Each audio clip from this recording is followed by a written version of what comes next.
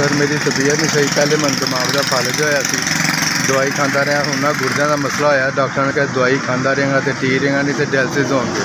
पर तो मैं ना गुर्दे का मसला ज़्यादा हो रहा, मैं ना दवाई खाता रहा तो क्रेटिनिन ठीक से, हूँ मेरा क्रेटिनिन बढ़ गया। दवाई खाता रहा तो डायलिसिस तो बचा रहा। मैं एक हफ्ता हो गया दवाई नहीं खाती, क्योंकि मैं दवाई खाता रहा तो ठीक रहा, वरना डायलिसिस से चला गया तो सर मेरा तो कमाने वाला भी कोई नहीं रहेगा।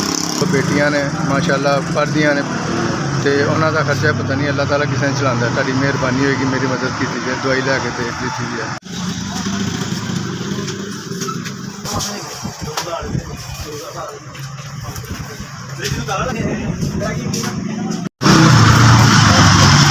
SBS तुसीं हुण 5000 की दवाई लैके दी, तुहाडा बहुत बहुत शुक्रिया।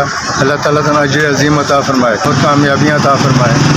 अल्लाह ताला तुहाडे अदारे नूं सलामत रखे, जिन्नी तुसीं मदद करदे हो। अल्लाह ताला तुहानूं बुलंदी अता फरमाए, सेहत तंदुरुस्ती अता फरमाए।